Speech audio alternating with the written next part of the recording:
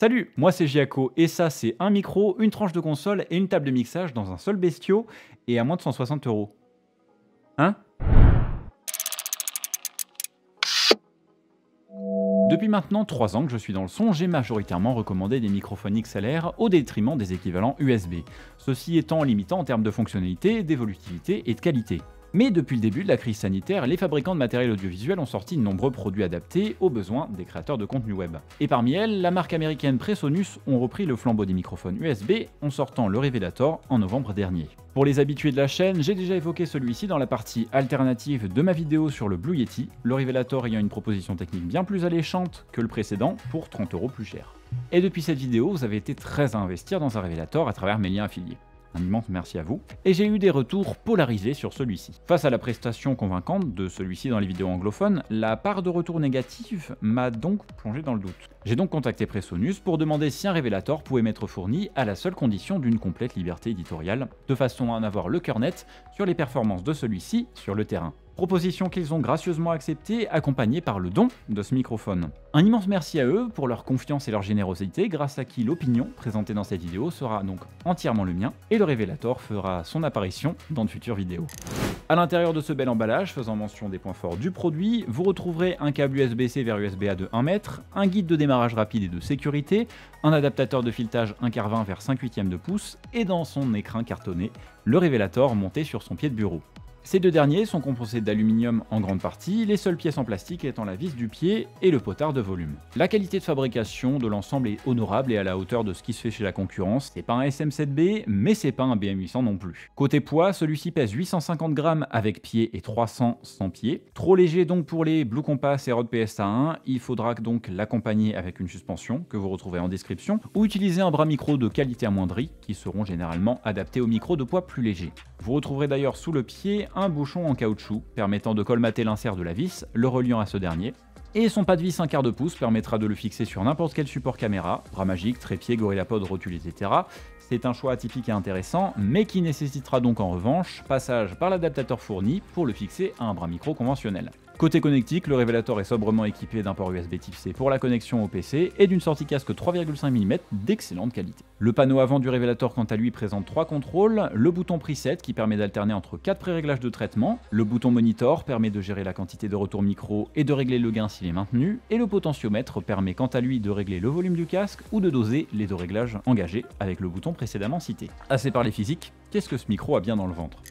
Sous le capot, le Revelator est équipé de 2 capsules cardioïdes 14 mm positionnées dos à dos, laissant ainsi le choix entre les directivités cardioïdes, figurant 8 et omnidirectionnelles, depuis le panneau réglage d'Universal Control. Pour avoir une idée de la sonorité de ce Revelator, je vous propose une comparaison directe avec le classique Blue Yeti, un bon ami à moi, actuellement au prix de 125 € face aux 155 du Revelator.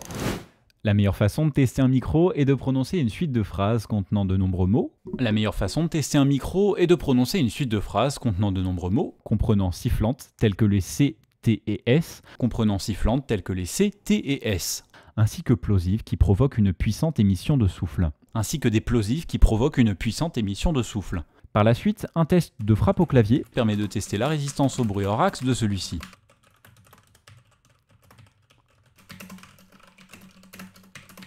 Ensuite, un passage de silence permet de tester le niveau de bruit du dispositif et sa sensibilité au bruit ambiant. Dans le cas des micros multidirectionnels, un test répété des directivités permet de juger la qualité de chacune. Dans le cas des micros multidirectionnels, un test répété des directivités permet de juger la qualité de chacune.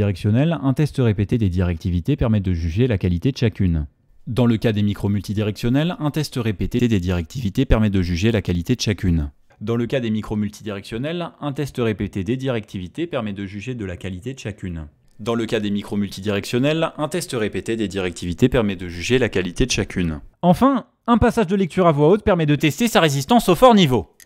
Je vous laisse vous faire votre avis sur le son de ces deux micros et m'en faire part en commentaire. J'ai personnellement plus d'attrait pour le caractère doux et sombre du Revelator. C'est un très rare pour un microphone statique à ce prix, la plupart d'entre eux ayant tendance à opter pour des hauts médiums et aigus remontés à bloc, quitte à sonner fin et sifflant. Coucou le NT1A.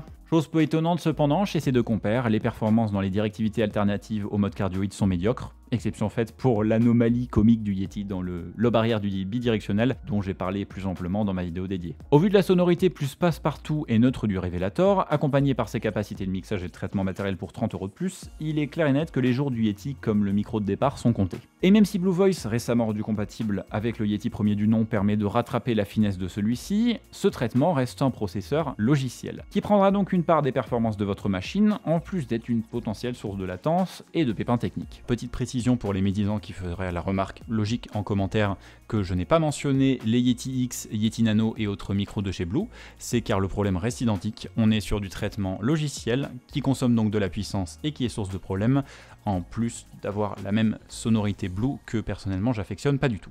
Donc même souci. Tant qu'on parle de Blue Voice, autant continuer dans l'aspect traitement. Le Revelator a dans ses entrailles un processeur DSP, Digital Signal Processor, qui permet ainsi de faire du DSP, Digital Signal Processing. Ouais, le lexique est pas très pratique. Incarné par une tranche de console virtuelle qui comprend filtre coupe-bas, expander, gate, compresseur, égaliseur et limiteur, suivi par un processeur d'effet et une réverbération. Ça fait beaucoup. Cette tranche sera peut-être familière aux yeux et aux oreilles des utilisateurs de Studio One et aux possesseurs de consoles Studio Live, car il s'agit de la Fat Channel, disponible à l'identique sur les deux gammes de produits cités précédemment. Ce sont des algorithmes qui ont fait leurs preuves et l'interface ne perturbera pas les habitués de la marque. Vous retrouverez deux modes d'édition, l'un d'une grande simplicité qui permet la commutation des étages de traitement et le choix de pré-réglages pour chacun d'entre eux, et l'autre plus avancé qui permet l'accès au réglage des traitements. Et on notera notamment la possibilité très intéressante et particulièrement unique pour un microphone USB d'alterner entre trois types de compresseurs et d'égaliseurs. Vous pourrez donc passer d'un mode de traitement numérique des plus simples et sans caractère à des émulations de processeurs physiques analogiques.